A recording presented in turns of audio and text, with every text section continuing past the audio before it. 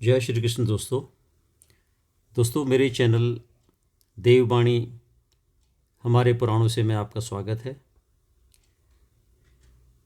दोस्तों, हम श्रीमद् भागवत महापुराण की कथा का अध्ययन कर रहे हैं और इस प्रकरण में हम इसका प्रथम स्कंद जो है हम लोग ने संपूर्ण कर लिया है।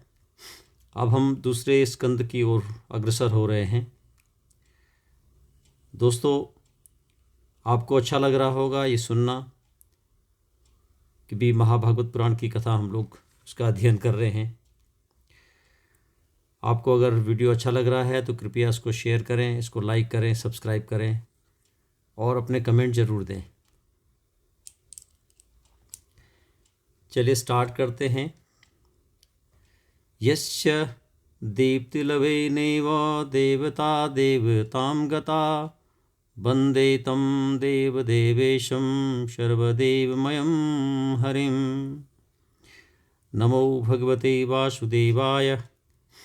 श्रीमद्भागवत महापुराण द्वितीय स्कंद पहला अध्याय, ध्यान विधि और भगवान के विराट रूप का वर्णन।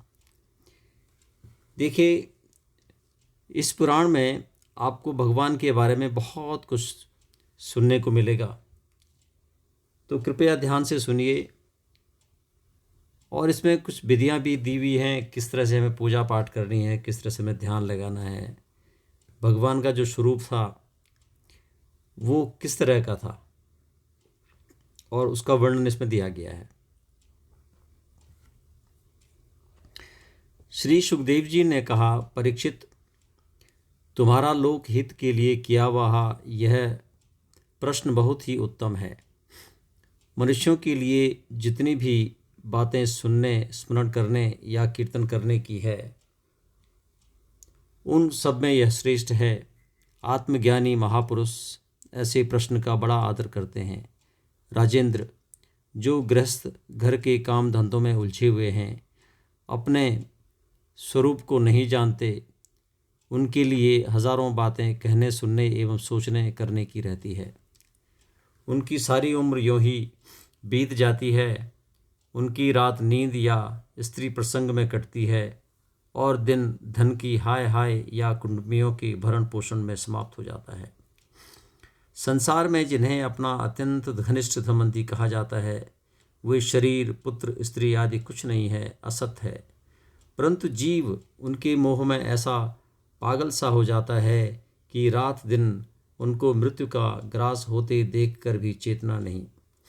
इसलिए परीक्षित, जो अभय पद को प्राप्त करना चाहता है, उसे तो सर्वात्मा सर्वशक्तिमान भगवान श्री कृष्ण ही लीलाओं का श्रवण, कीर्तन और स्मरण करना चाहिए।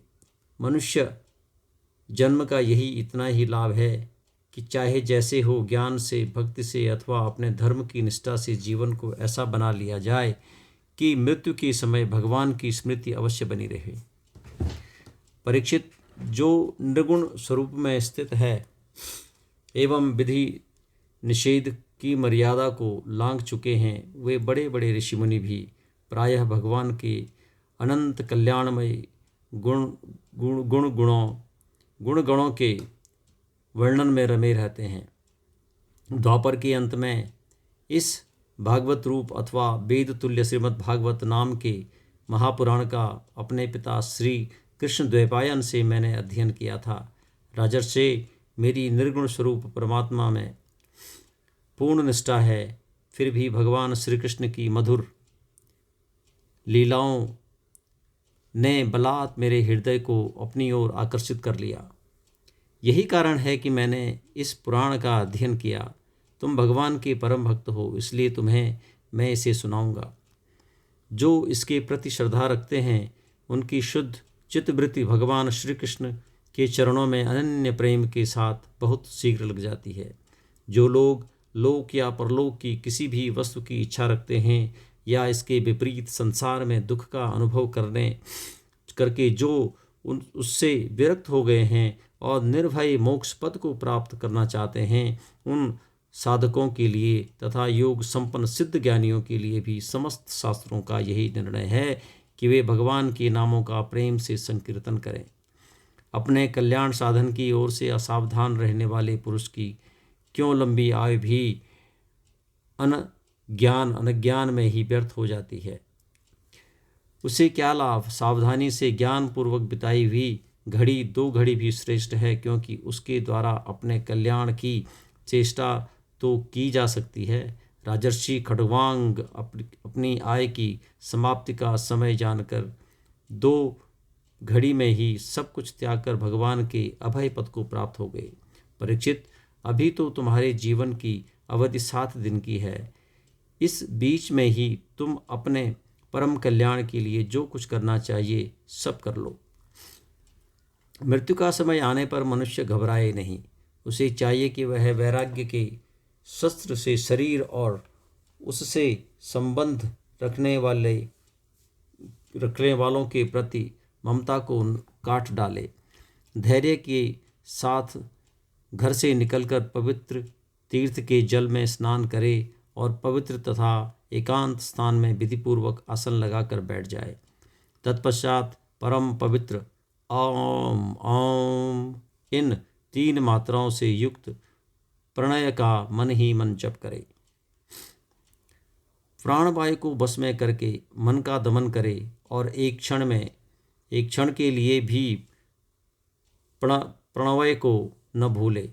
बुद्धि की सहायता से मन के द्वारा इंद्रियों को उनके विषयों से हटा ले और कर्म की वासनाओं से चंचल हुए मन को विचार के द्वारा रोक कर भगवान के मंगलमय रूप में लगाए।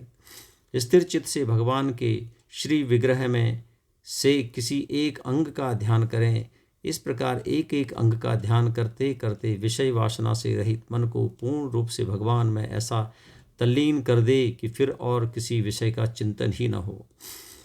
वही भगवान विष्णु का परम पद है, जिसे प्राप्त करके मन भगवत प्रेम रूप आनंद से भर जाता है। यदि भगवान का ध्यान करते समय मन रजोगुण से विक्षिप्त या तमोगुण से मूढ़ हो जाए तो घबराएं नहीं। धैर्य के साथ योग धारणा के द्वारा उसे वश में करना चाहिए, क्योंकि धारणा उक्त दोनों गुणों के दोषों को मिटा देती है।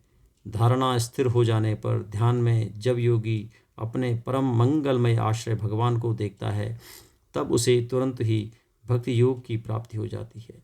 परीक्षित ने पूछा, ब्रह्मन, धारणा किस प्रकार साधन से किस वस्तु में किस प्रकार की जाती है और उसका क्या स्वरूप माना गया है, जो शीघ्र ही मनुष्य की मन का मैल मिटा देती है?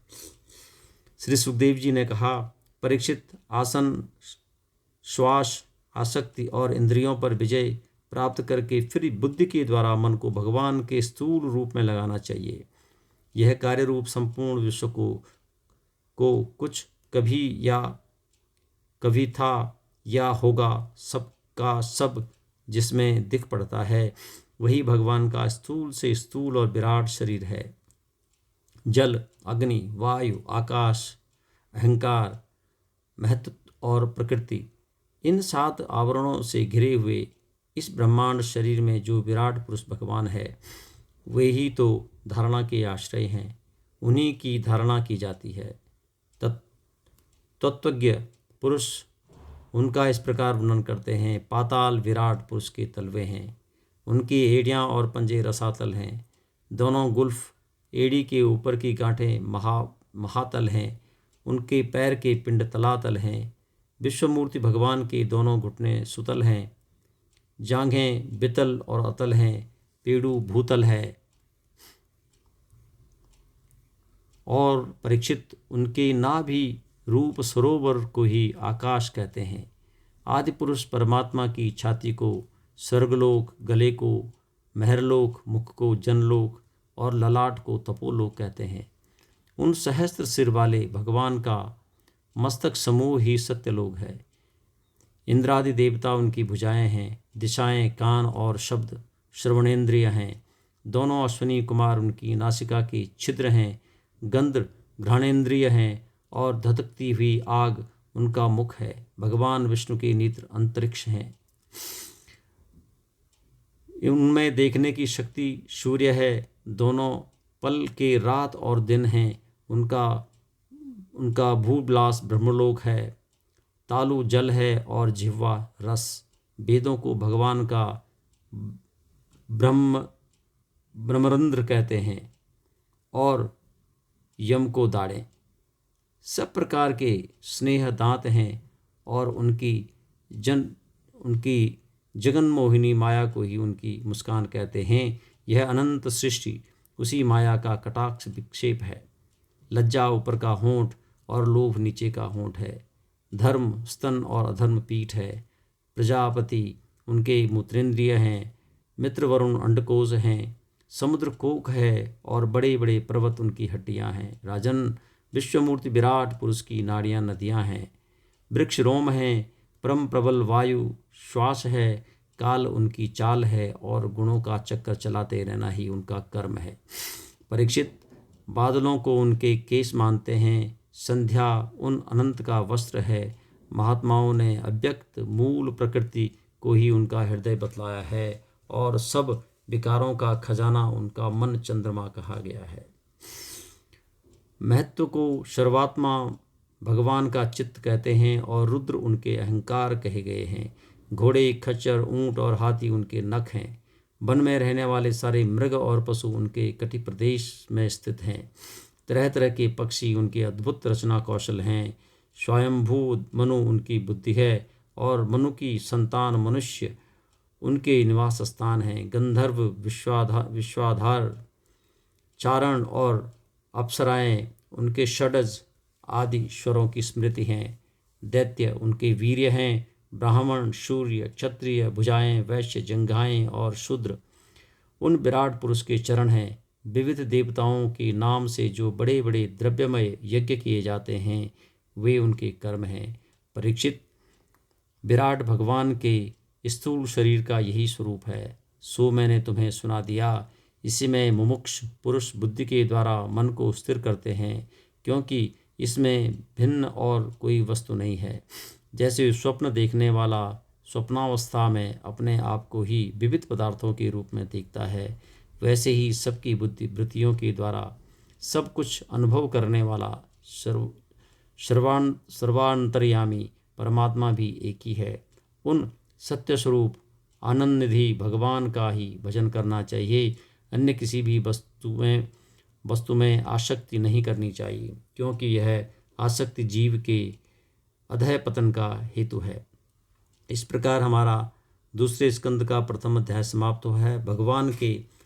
भगवान का जो रूप है, विराट स्वरूप है, हमारे पूरे संसार में जो फैला हुआ है, वो पूरा संसार ही भगवान जो है अपना रूप उसमें दिखाते हैं। दोस्तों, आज का ये अध्याय यहीं पे हम संपूर्ण करते हैं। अगले अध्याय को दूसरी वीडियो में हम लोग जो है आप इसका अध्ययन करेंगे। तब तक के लिए जय श्री कृष्ण। आपका बहुत बहुत धन्यवाद। दोस्तों, वीडियो अच्छा लगे कृपया से इसके लाइक करें, सब्सक्राइब करें, शेयर करें और अपना फीडबैक ज़रूर दें। बेल आइकन दबाएं ताकि अगला जो वीडियो है सबसे पहले आप तक पहुंच सके। बहुत बहुत धन्यवाद। जय श्री कृष्ण।